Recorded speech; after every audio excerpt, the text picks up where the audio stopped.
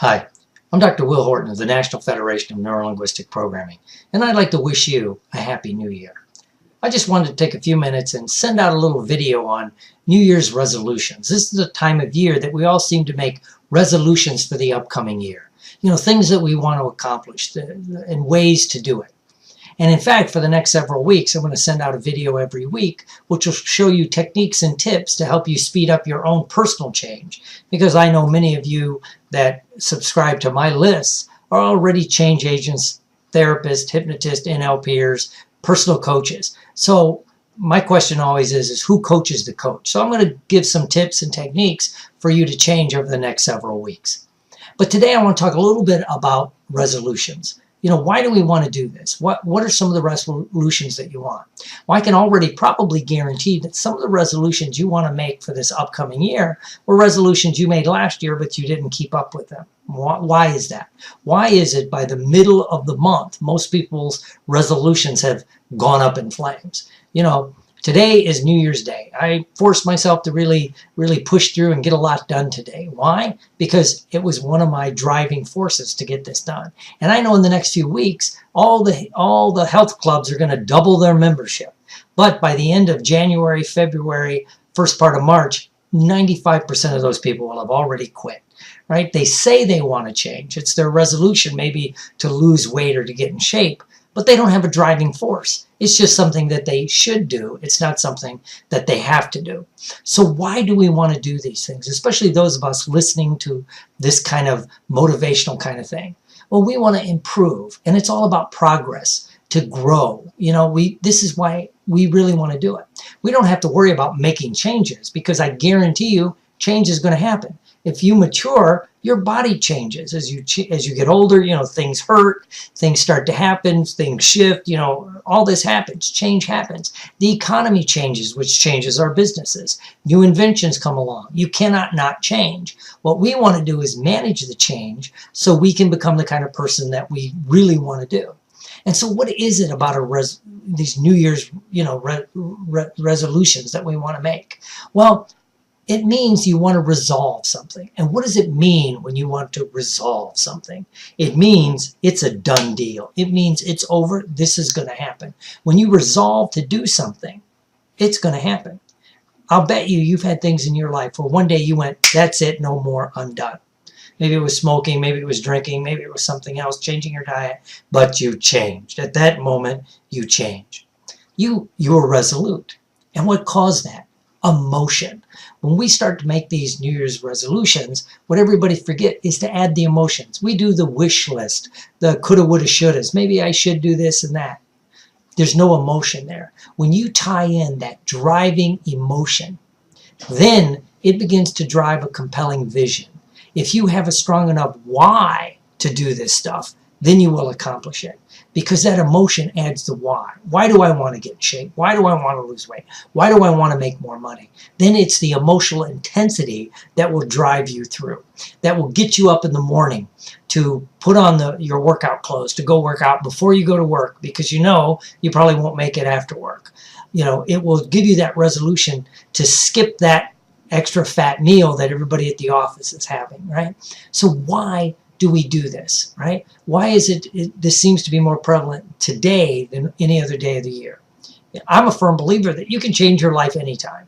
But sometimes the calendar gives us a beautiful break point. Our birthdays, our anniversary, and of course, the holidays. And of course, what happens with a lot of us, we build things up during the holiday season. We eat too much, we skip workouts, and so then on New Year's Day, we go, oh my God, I need to change. And there's something about, you know, the calendar year changing that gives us a fresh start, right? So why don't we use that? Why don't we really begin to make those changes? And the first thing you have to do is think about, what is it I want to do with this resolution? What is a couple of the resolutions I want? And when you do that, first of all, you have to say, you know, what is it you want? But why do you want it? What will this give me? If you say, I want to lose weight, I want to get in shape, why? Why? And whatever your why is perfect. For some people, it could be health. That's fine. For other people, it's vanity. That's fine. Whatever it is, it gives you that emotional intensity, right? You need to tap into that, you know? That could be the driver. This is what you want to do. Because once your emotions are tapped in, you begin to reprogram that reticular activating system in your mind. And your why is strong enough, you begin to train that RAS, as we call it, in our minds. Then we begin to look for ways to make ourselves successful. We train it to find those successes. We look for, oh, there's a healthy alternative rather than this. I'm seeing people that are doing what I want to do. I can go do that. It could be a driver. But to do this, first of all, if you have a resolution, that means there's something in your life you want to change. The first thing you have to look at, where am I at right now? If I say I want to lose weight and get in shape, well, where am I at right now? You got to be gut level honest. This one you can't rationalize to yourself. You can't say, oh, I'm just kidding. No, where are you right now? This takes the heart of a warrior. This is why most people don't stick to it. This is where it takes that guts. A couple weeks ago, I had one of those epiphany moments. I gained some weight, right? Almost 15 pounds. Well, what happened? Well, first I tweaked my knee, so I couldn't work out the way I usually do. So I slowed down a little bit. And then once my knee started to get better, I shattered a couple toes on my foot, so I really couldn't work out. No big deal. I could have managed it. But what happened was I didn't alter my diet. When you're lifting heavy weights and you're doing aerobics classes and you're walking your dogs and you're doing all this stuff, you can get away with eating 2,500 to 3,500 calories.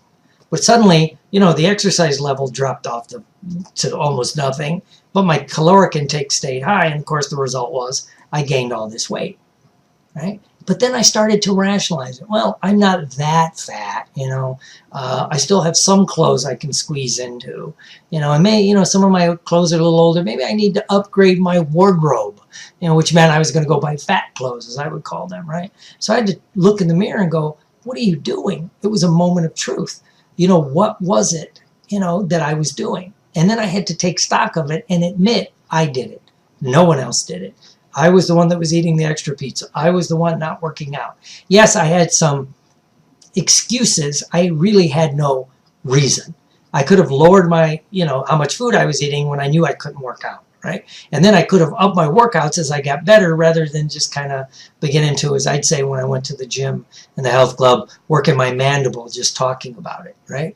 So what happened was I had that moment. And then I got into the why. Well, why do I want to do it? And again, I was making excuses. And it wasn't until I was somewhere, it was a conference, and I overheard two people talking. And what they said was, you know what they hate? They hate when they see somebody teaching something that can't do it themselves.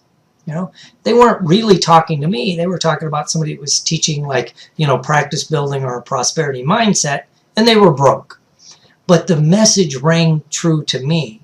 Because, I'm always talking about the power of the mind, body, spirit, that you can't forget the body. And I was out the window, right? And it resonated with me because that's not who I am. I am not that kind of person. So at that moment, it kicked in. I was going to change. So I went home and I started changing my diet right away. And I started to force myself to work out. Okay, that was my resolution, which actually happened before the holidays. But let me tell you one of the things that's a driver. So first of all, you have to figure out what is your resolutions, maybe pick 3, and why do you want to do it?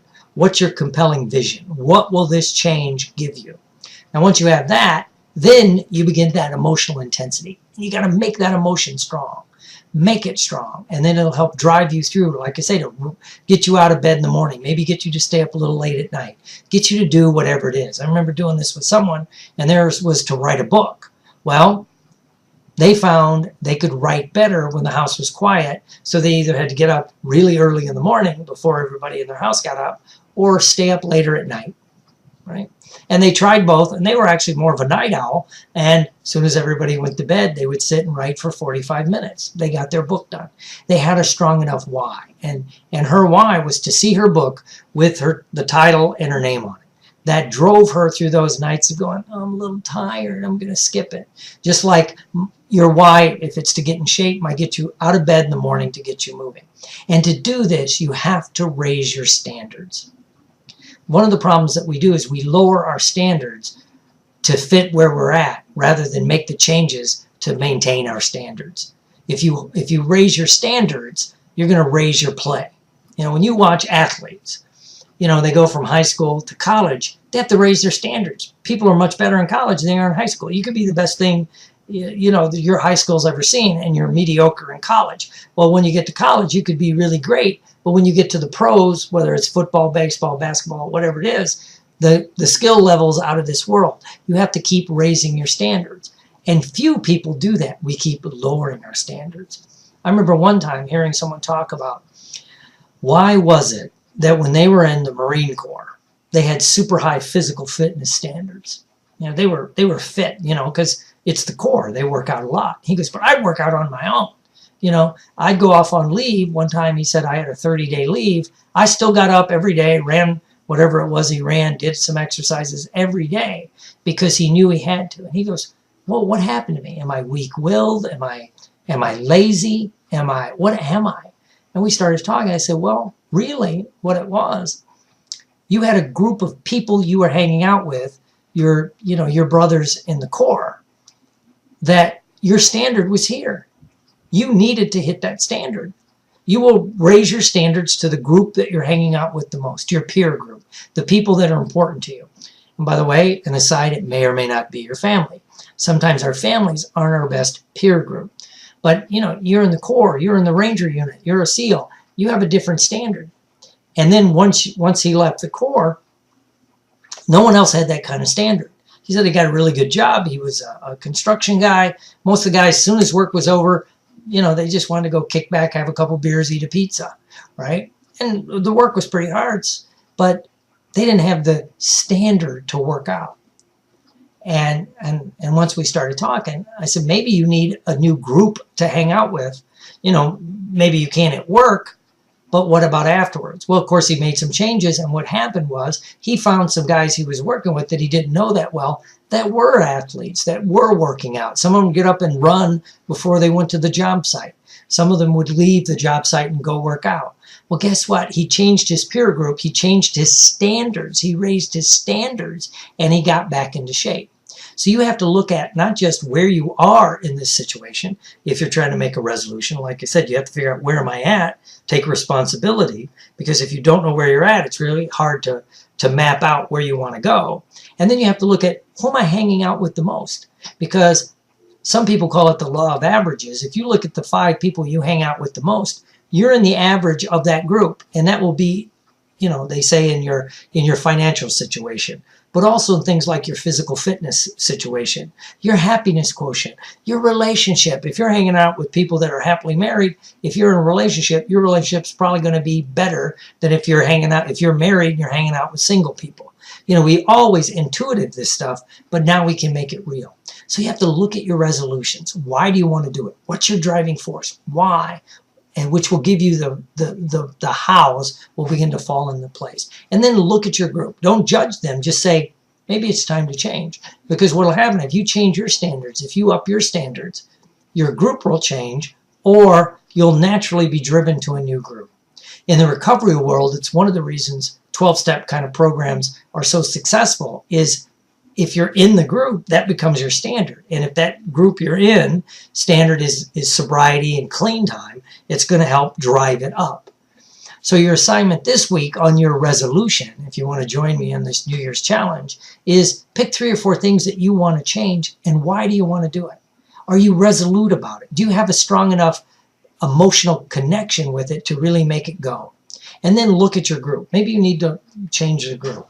As I said, one day I was in the health club. And all this is churning in my mind, and I'm trying to gear up to change everything.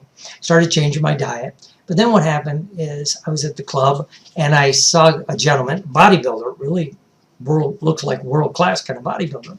But he had sight problems. He was sight impaired, right? I found out later he's totally blind. Well, he had his cane, but he's moving around. Well, he knew the club, but his wife, girlfriend, partner, whatever she was, she would take him to a machine, put his hands on it, tell him what the machine was, and then he would, set it up himself. She would leave, he'd put the weights on like the leg press, he would do all his exercise, strip the machine down and all that, and then go on to the next exercise. Well, when I saw that, all my excuses began to go by the wayside. If I wanted it bad enough, I would find a way to do it, right? And so then I happened to be at the health club again. Something in the universe opens up when you do this. I happened to, because it's the holidays, we had a long weekend and things were going on. So I was at the health club, and there were some guys there I haven't seen for a while, used to lift weights with. And they're pretty competitive. They're still, competitive power lifters and doing things like that. So I'm like, I was chatting them up, and they're doing some kind of squat I'd never seen. And I'm asking them about it. They said, well, come on, work in with us. I used to work out with them. I said, well, it's been a while. I don't want to slow you down. They go, no, come on. Because a truly high achiever doesn't mind people joining them. So I did my best. I was, of course, a third of the weight they were doing. But it was so much fun to get back into it. And it began to click that thing in my mind. So when I went back to the other coast where I'm working on the addiction project, when I was at that health club, the first thing I did is I started gravitating toward the people that were very serious about working out, right? A guy was there and he was on the bench and he got a lot of weight set up. I go, do you need a spot? He goes, yeah. So I spotted him. And then I was doing something, and because he was there, I go, would you spot me? I could put more weight on. So it already started to change because I was changing my standards. So change your standards, raise your standards. What is it that you want? Make an emotional connection. Next week, we're going to do a couple more things to help you continue this change. And in the coming weeks, I'm going to be sending out videos on some techniques and tips, some how-to things for us to work with our clients, whether it's a hypnosis, NLP, coaching client, business clients, the things that we work with. I'm going to be doing some of those. And I'm also going to be doing some more in-depth training on our membership site. So I'd like to thank you for joining me. Have a great time. Happy New Year. And may this be the best year you've ever had. Godspeed.